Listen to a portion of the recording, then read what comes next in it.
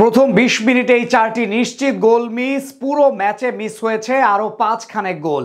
Match জুড়ে দাপট দেখিয়েও সুনীল ছেত্রীদের হারাতে পারেনি বাংলাদেশ। ১ পয়েন্ট নিয়ে শিলং থেকে দেশে ফিরবে হামজা চৌধুরী, জামাল ভুঁইয়ারা। তাতেও জমে উঠেছে সি গ্রুপের লড়াই। ১ পয়েন্ট থাকা সত্ত্বেও গ্রুপের শীর্ষে রয়েছে হামজা চৌধুরী, জামাল ভুঁইয়ারা। বিপরীতে নিচের দিকে অবস্থান ম্যান ইন ব্লুদের। এএফসি বাছাই পর্বে কার অবস্থান কোথায় তাই জানবো প্রতিবেদনের বাকি অংশে। ভারত বাংলাদেশ ম্যাচ নিয়ে শুরু থেকেই ছিল উন্মাদনা। মাঠে নামার সাথে সাথেই টের পাওয়া যাচ্ছিল উত্তাপটা।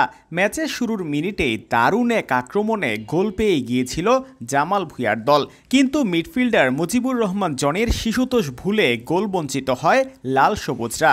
ম্যাচের সময় যতই এগিয়েছে আক্রমণের ধার, ততই বাড়িয়েছে বাংলাদেশ। ১০ মিনিটের মাথায় আবারও নিশ্চিত গোল মিস করেছেন মোহাম্মদ হৃদয়। রাকিবের কাছ থেকে বল পেয়ে একেবারে ফাঁকা গোলপোস্টে পেয়েছিল মিডফিল্ডার মোহাম্মদ হৃদয়, তবে তার দুর্বল শট আটকে দিয়েছেন ভারতীয় ডিফেন্ডার।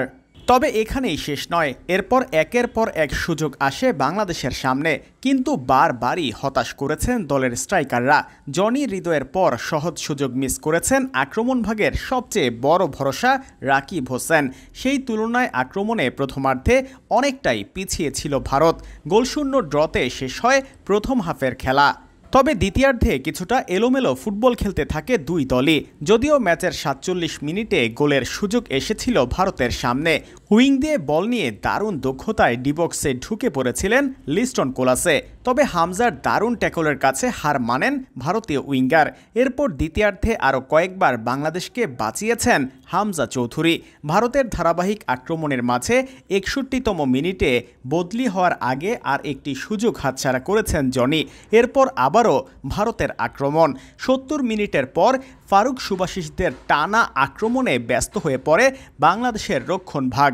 ৭১ মিনিটে ফারুকের শট স্লাইড করে আটকে দেন সাদ উদ্দিন ও মোহাম্মদ হৃদয়। কর্নার থেকে ৭২ মিনিটে লিস্টনের নেয়া শট থেকে হেড করেছেন সুভাশিস, কিন্তু তার জোরালো হেড গোল পোস্টের ঠিকানা খুঁজে পায়নি। ৭৪তম মিনিটে রাকিবের ক্রস থেকে আদর্শ জায়গায় বল পেলেও স্লাইড করে ফিনিশিংটা ঠিকঠাক করতে পারেননি বদলি হিসেবে নামা ফাহিম ফয়সাল। এর আগে ৮৩ মিনিটে সুবিধাজনক অবস্থান থেকেও গোল করতে ব্যর্থ সুনীল ছেত্রী।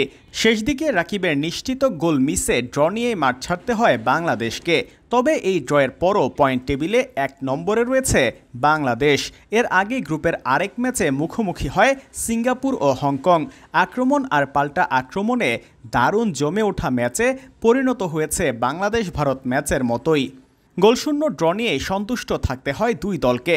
প্রথম রাউন্ডের খেলা শেষে ৪ দলের কাউকেই আলাদা করা যায়নি। এক ম্যাচ শেষে ৪ দলের পয়েন্ট সমান ১ করে।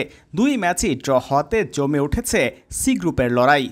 এশিয়ান কাপ বাছাইয়ে প্রতিটি গ্রুপ থেকে কেবলমাত্র একটি দল যেতে পারবে চূড়ান্ত পর্বে। ভারতের বিপক্ষে ওদের মাঠে ড্র করাতে কিছুটা সুবিধাজনক অবস্থানে বাংলাদেশ দল। এই গ্রুপে এখনও আরও ৫টি ম্যাচ বাকি রয়েছে বাংলাদেশের, যার মাঝে ৩টি ঘরের মাঠে আর ২টি খেলতে হবে প্রতিপক্ষের মাঠে গিয়ে।